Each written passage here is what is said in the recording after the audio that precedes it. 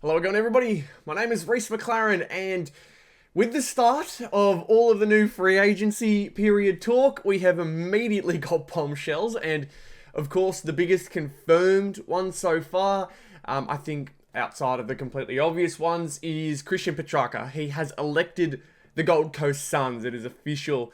He is looking to join that team. He had two fantastic options, to be fair. The fact that both Adelaide and Gold Coast wanted him is honestly a not too bad situation for a man who is looking for a change of space and a change of scenery and looking to potentially win a flag. That would be great. A great dilemma, I guess, to have. But he has chosen the Suns as his preferred team. This comes from a competition source with knowledge of the situation who preferred to remain anonymous. This is from The Age, so take that as you will. But The Age has said that Petrarca, or some competitive source, has said that Petrarca wants to join the Suns. He apparently had also met with Adelaide on Monday after it only became clear late last week that Melbourne were okay with Christian Petrarca leaving, and kind of goes with this direction that Melbourne have gone in now, in that they are looking to basically start fresh, which is an interesting time because, as I think I've mentioned on my podcast before, check out Zero Access Footy, they probably should have been doing all of this last year. Last year, they still had their picks. They hadn't made any decisions like that. They'd also decided to bring Cozzy Pickett back in. They had re-signed him. So, I don't know if that happened actually mid this year, but very recently, Cozzy Pickett re-upped.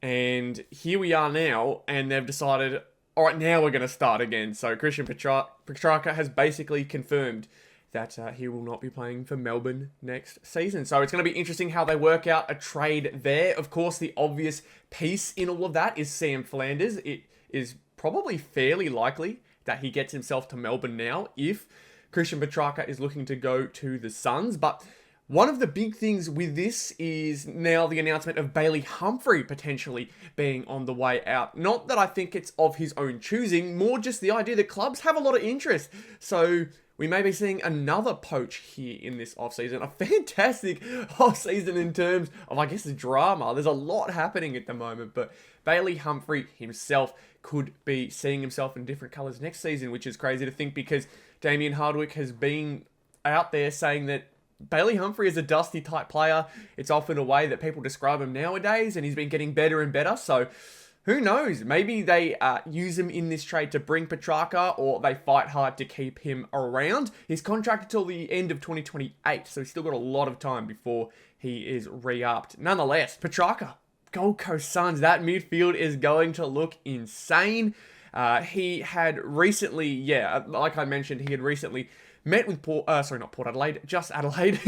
And he seemed to be impressed with both the pitches. He wrestled with the decision before deciding on the Suns after being shown around the Gold Coast facilities on Thursday. So yesterday, at the time I'm recording this, and the time you're probably seeing this, but wow. It is crazy to think that we're going to see Petrarca just 5 years after his premiership with Melbourne, and how good they looked to be for a good while. He's now jumping ship. It's crazy that we're here. It all seems to have gone downhill since the King's birthday incident, and it mentions that in the article here that he became disillusioned with the club at the end of the 2024 season after he suffered the horrific injury. I believe it was the ribs. I can't remember 100%, but yeah, in the sternum, middle region. I don't know. I'm not a doctor. Leave me alone. But nonetheless, it was an injury that nearly cost him his career. I believe it was a much bigger deal than he had been led to believe, hence why he became very, very frustrated. He's won 2 club best and fairest and is a 4-time All-Australian. And that being said, the fact he has more All-Australians than club best and fairest tells you that the bloke has got some competition on the team, and clearly if they're looking to rebuild, that other competition may be on the out. And so the big shock over the last couple of days has been the fact that Clayton Oliver was ready to stay along with the team, ready to fight for his spot and find himself in that senior squad again. Melbourne have told him they don't want him. This is quite insane. Again, he had options last year. I believe it was Geelong. If I look through my notes here, Geelong were interested in acquiring him and met with him. including at Rhys Stanley's farm, of course. They were willing to pick up a bulk of Oliver's then 6-year, now 5-year deal, which averages close to 1.3 million a season.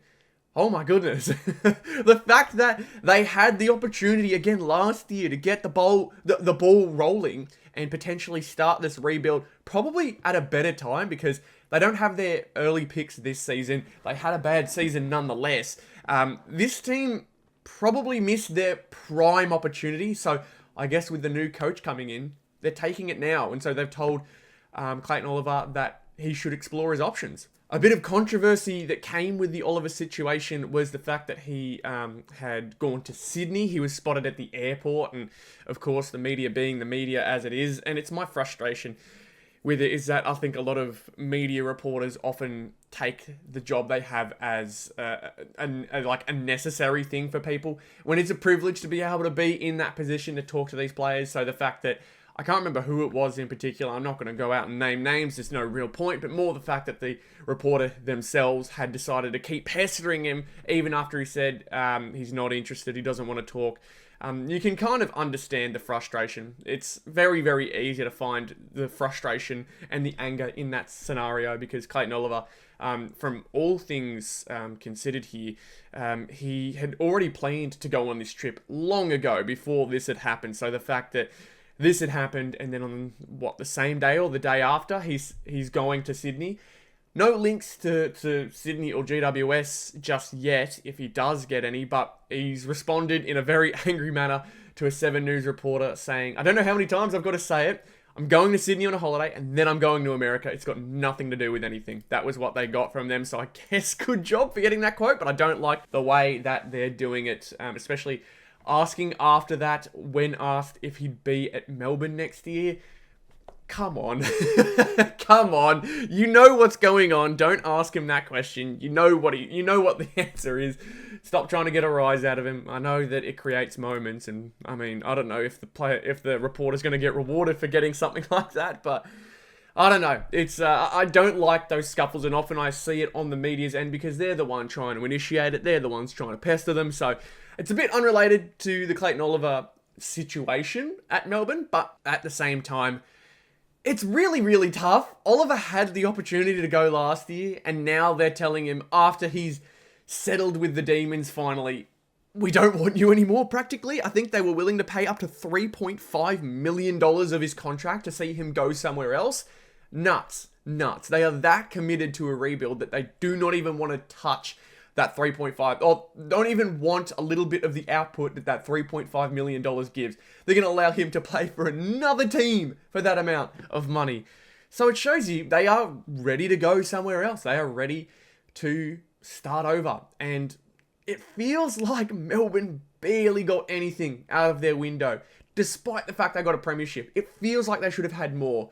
And I just feel for Max Gawn. I feel really bad for him. That man is one of the best captains in the league, by far. He'd been brutally honest. He'd had some moments this year, but owned up to him really, really quickly. I love the guy as a person from an outsider's perspective. So it does sadden me that Max Gawn is probably going to be heading a rebuild. It looks like it's going to be the case. With all the news of captains on the move, like Jack Steele, I think, is wanting to step down from the captaincy and has been told that his position in the team isn't guaranteed and he can maybe do his due diligence and look elsewhere. Jai Simpkin has been talked about. Obviously, Zach Merritt. He had his recent BNF night where his words were I think they were professional. They were good. I wouldn't say they were bad, but more they were hinting at the fact that he could be there, he could not be. He's open to both ends from the public way of saying it.